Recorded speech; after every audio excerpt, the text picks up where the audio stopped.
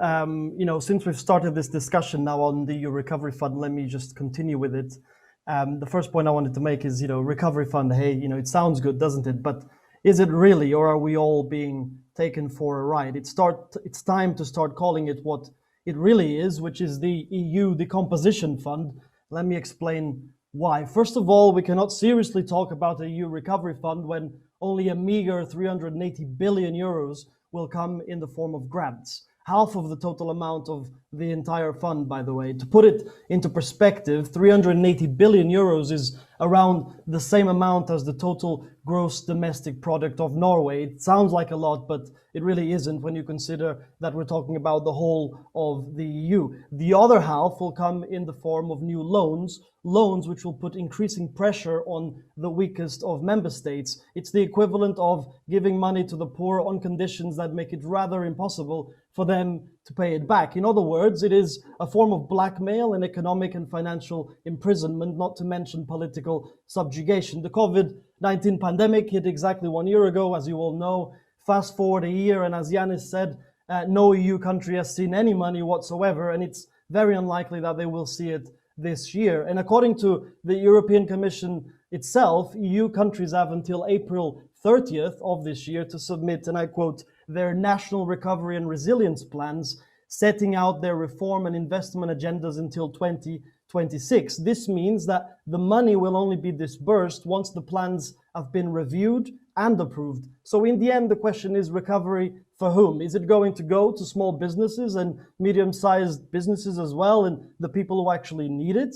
I very much doubt it. A EU Council press release that I read just today, dated from February 11th of this year, states, and I quote again, support will be linked to country-specific recommendations under the European semester, which identify central challenges for each member state to address to strengthen competitiveness. Now, to the majority of people out there, this means absolutely nothing. And there's a good reason for it, because it is meant to be difficult to understand. To break down the jargon, what it means is that money lent to EU countries will depend on whether they implement the recommendations set by the EU. Now, don't get me wrong, if the grant money was contingent upon being spent on things like public education, healthcare, and so on, things that people actually need, fine, but that's just not the case. The press release goes on to state that the money will only be dispersed upon, quote, achievement of the agreed milestones and targets. And the same press release states that only 13% of the money will be pre-financed. The rest, the other 87%,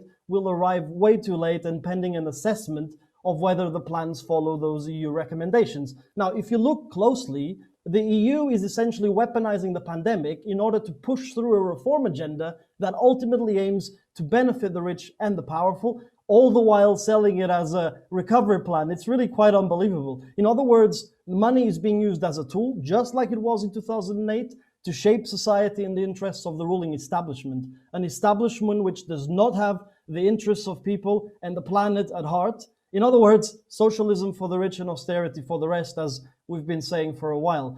While people in the EU bubble in Brussels are tapping each other on the back for what they claim to be the most wonderful achievement, the reality could not be further from the truth. The truth is that the so-called EU Recovery Fund, or what the EU bubble has rebranded as Next Generation EU, will do absolutely nothing to prevent the suffering that people are going through right now across Europe. So it's not that the EU is going slowly in the right direction, as some claim, but that it's going fast in the wrong direction. There are people out there who cannot afford to put food on the table, comrades. People who can't afford medicine and hospital treatment.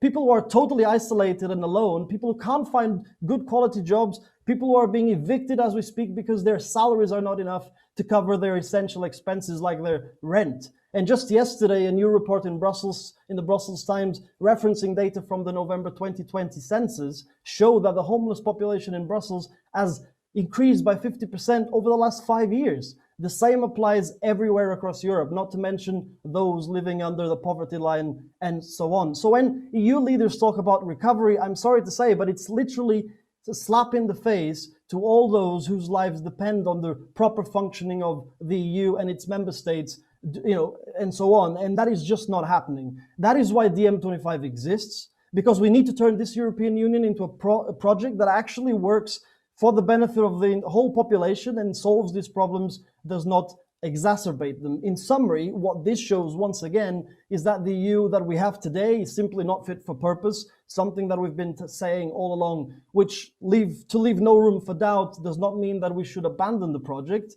as several left parties in Europe have been advocating. On the contrary, it means that we need to radically transform it, to democratize it, in a way that it puts people first and not those private interests. So what does Europe and its people need instead? We need to implement a real Green New Deal for Europe that Yanis mentioned, that will transform our continent for good.